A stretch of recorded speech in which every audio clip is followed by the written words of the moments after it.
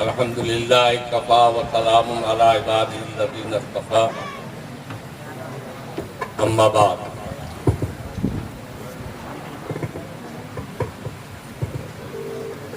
اعوذ باللہ من الشیطان الرجیم بسم اللہ الرحمن الرحیم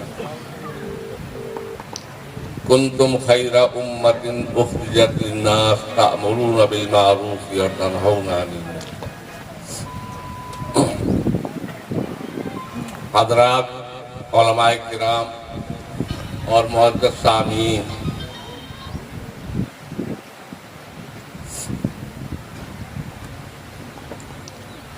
ہم سبھی جانتے ہیں کہ انسان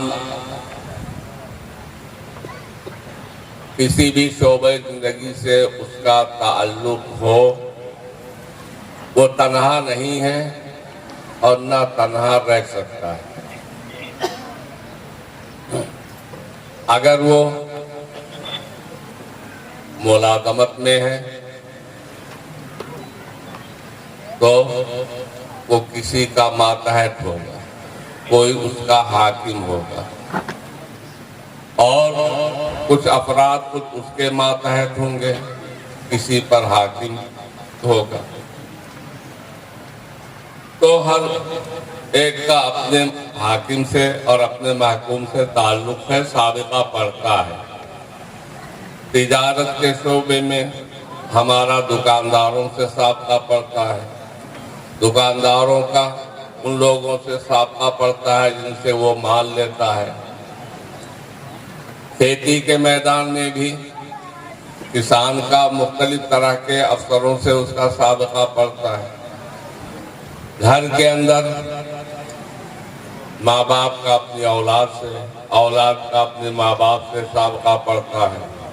مدارس کے اندر ذمہ داروں کا اپنے ماتحت ملازمین سے، طلبہ سے سابقہ پڑتا ہے، اور ان کے اپنے اوپر حاکم ذمہ داروں سے سابقہ پڑتا ہے۔ مطلب کہنے کا یہ ہے کہ تنہا نہیں ہے کوئی، بلکہ جو جہاں بھی ہے اس کی ایک سوسائٹی ہے، اس کا ایک ماحول ہے، اس کا ایک معاشرہ ہے، اور آدمی معاشرے کے ماحول اور سوسائٹی کے اچھے برے اثرات سے متاثر ہوتا ہے۔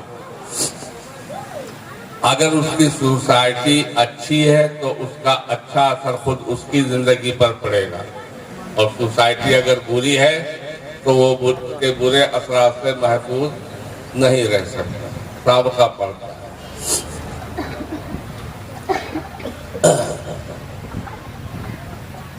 اگر کسی سے یہ کہا جائے کہ بھائی تم اپنے پاس پڑوس کے لوگوں پر نظر رکھو، کتنے لوگ ایسے ہیں جو نماز نہیں پڑھتے، کتنے ایسے افراد ہیں جو شراب پیتے ہیں اور فلاں گناہ کے کام کرتے ہیں، ان کو نظر رکھو، ان کا جواب یہ ہوتا ہے کہ ہمیں اپنے کام سے کام، دوسروں سے ہمیں کیا مطلب یہ ہے کہ جب ہم نیک کام کرتے ہیں تو دوسرے کا اس میں کیا ہو، دوسروں سے کیا لینا دینا، وہ کچھ بھی کرے، نہیں، ایسا نہیں ہو سکتا کہ دوسرا کچھ بھی کرے اور آپ اس کے برے اثرات سے محفوظ نہ رہ سکیں۔ ایک شخص جماعت میں جاتا ہے، وہاں جا کر کیا کرتا ہے؟ بھائی نمازوں کی پابندی، تلاوت کی پابندی، تسبیحات کی پابندی، اور ایک مدت تک وہ اسی کام میں لگا رہتا ہے۔ تجارت کا سامان تو ساتھ لے کر کے گیا نہیں ہے، دوسرے گاؤں کے اندر، محلے کے اندر گھوم کر کے بیچے، تو ایک مدت تک وہ یہی کام کرتا رہتا۔ اب جب وہ گھر پر آتا ہے تو بہرحال اس کا رنگ اس کے اوپر، جو ایک مدت تک جس ماحول کے اندر اس نے زندگی گزاری ہے اور جس چیز پر محنت کی ہے، اس کا رنگ اس پر نظر آتا ہے۔ اب وہ گھر آنے کے بعد घड़ी देखता रहता है, जोहर के अजान का वक्त हुआ है नहीं, वक्त हुआ नहीं, भागा चला जा रहा है मस्जिद से, फिर आया भी, अब असर के वक्त के लिए घड़ी देख रहा है, अजान हुई नहीं, पहले वहां मस्जिद पहुंच गया, दौड़ लगा रहा है मस्जिद का। घर के अंदर नमाज का माहौल नहीं है, घर वाले नमाज के पाबंद नहीं है। अब जब घर के अंदर नमाज का माहौल नहीं है तो ये जिस तरह से ये हरदम घड़ी देखता है, मस्जिद भागता रहता है, ये ज्यादा दिनों तक चलने वाली बात नहीं है। घर वाले ही जो है ताना देने लगे, ये जमात में क्या चलेंगे, मालूम होता है दुकान वाला सब छोड़ देंगे, इन्हें किसी चीज से कोई मतलब नहीं, इन्हें मस्जिद ही से फुर्सत नहीं। अब ऐसी जली भुनी बातें सुन करके हौसला बढ़ेगा, हौसला घटेगा। वो जोश जो था जमात से आने के बाद, वो जोश बाकी नहीं रहेगा, और जो रंग लेकर के आया था दीन का, वो रंग भी बाकी नहीं रहेगा। ऐसा क्यों हुआ? ये सोसाइटी का असर, माहौल का असर, घर में नमाज का माहौल नहीं हो। इस वजह से आदमी को अपनी सोसाइटी और अपने माहौल के ऊपर भी नजर रखनी चाहिए।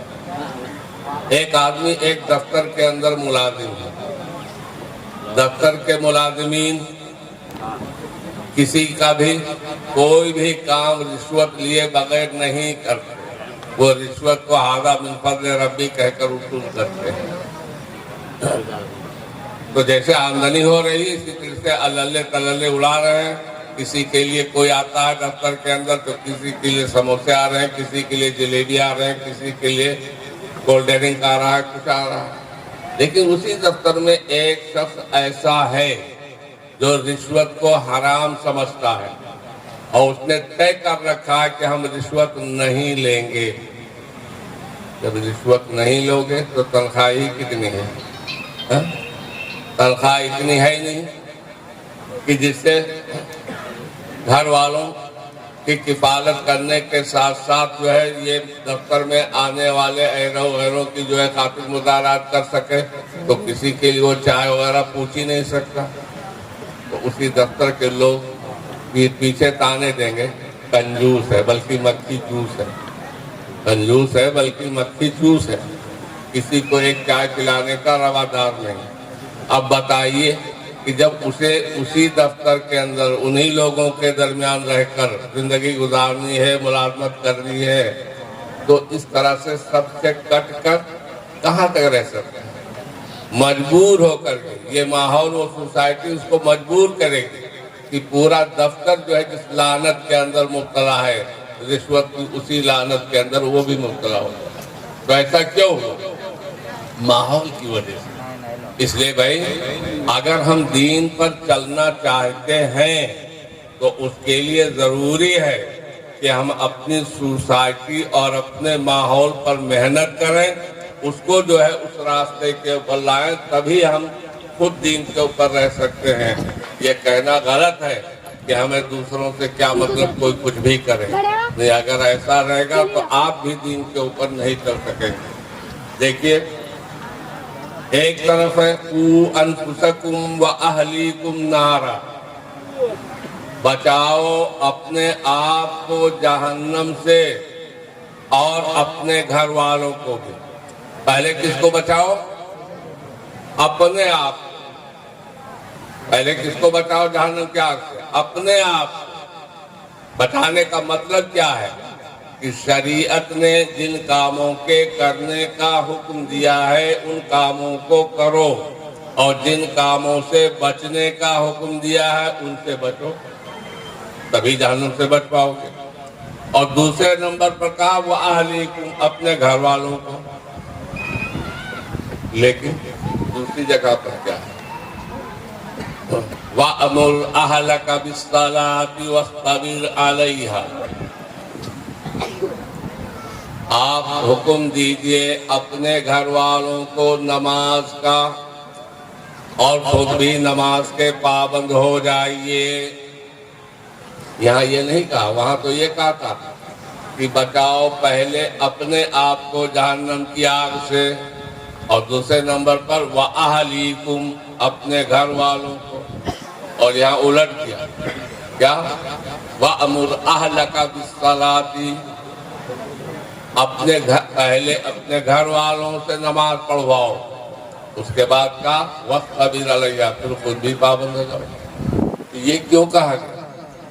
پہلے نمبر پر گھر والوں کو نماز پڑھنے کے لیے کہو، اس لیے کہ گھر کے اندر جب تک نماز کا ماحول نہیں ہوگا تب تک خود بھی نماز کے پابند نہیں ہو سکو گے۔ جیسے کہ بھی مثال دی، جب تک گھر کے اندر نماز کا ماحول نہیں قائم ہوگا تب تک جو ہے خود بھی نماز کے پابند نہیں رہ سکتے۔ اگر گھر والے نماز کا پابند ہو جائے تو ہر ایک جو ہے پوچھے اے تو نے نماز پڑھی نہیں ہے، او بچے ادھر نماز پڑھی نہیں پڑھے، چل وضو کر، ہر ایک دوسرے کو۔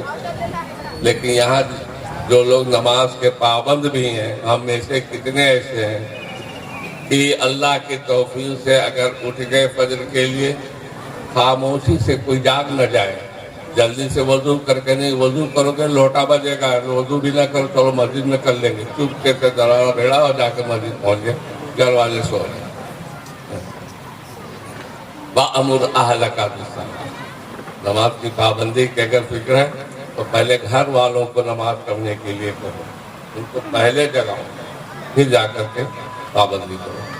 تو بھائی یہ میں نے جو مثال دی ہے، اگر یہ سمجھ میں آئی ہے تو مجھے لمبی تقریر نہیں کرنی ہے، بہت آپ لوگ سن چکے، لیکن میں آپ سے وعدہ لیتا ہوں کہ اس اصول پر آپ عمل کریں گے، گھر کے اندر نماز کا، دین کا ماحول قائم کریں گے، گھر والوں سے نماز پڑھائیں گے۔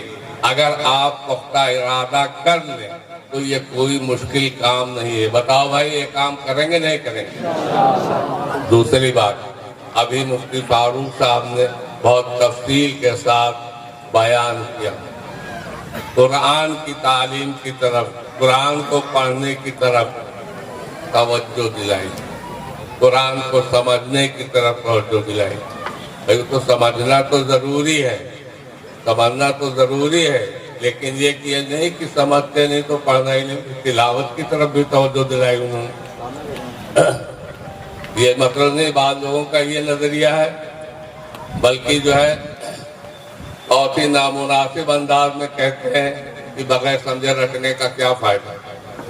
دیکھو ایک چیز میں بتاتا ہوں، آپ میں سے جو لوگ پڑھے لکھے ہیں اور اردو کتابیں پڑھتے رہتے ہیں، جو اہل علم ہیں وہ تو جانتے ہیں، لیکن دوسرے جو معمولی علم رکھتے ہیں، کتابیں پڑھتے رہتے ہیں، انہوں نے سنا ہوگا کہ آپ صلی اللہ تعالی وسلم نے فرمایا قرآن کے ایک حرف کے اوپر 10 نیکی ہے۔ اگر ایک حرف پڑھتا ہے تو 10 نیکی ہے۔ آپ صلی اللہ علیہ وسلم کی ذات سراپا معجزہ، آپ کی زبان سے نکلے ہوئے الفاظی معجزہ، جو فتنہ اس زمانے میں نہیں تھا، اس فتنے کی طرف 1500 سال پہلے آپ نے اشارہ کر دیا تھا۔ مثال آپ نے کیا دی؟ لا اقول الف لام میم حرف، میں یہ نہیں کہتا کہ الف لام میم ایک حرف ہے، بل الف حرف، الف ایک حرف 10 نیکی مل گئی، لام ایک حرف 10 نیکی مل گئی، میم ایک حرف 10 نیکی مل گئی۔ اب بتلائیے یہ فائدہ نہیں فائدہ؟ کوئی سمجھتا ہے معنی؟ الف لام میم کا معنی کیا ہے؟ کوئی جانتا ہے؟ کوئی نہیں۔ جتنے مفسرین ہیں یہ قرآن کی بعض سورتوں کے شروع میں جو حروف مقطعات یعنی الگ الگ کر کے پڑھے جانے والے جو حروف آئے ہیں، الف لام میم، الف لام میم را، ہا میم عین سین قاف نون قاف، یہ الگ الگ کر کے پڑھنے والے جو حروف بعض سورتوں کے شروع میں آئے ہیں انہیں حروف مقطعات کہتے ہیں۔ جتنے مفسرین ہیں وہ ان کے بارے میں کیا کہتے ہیں؟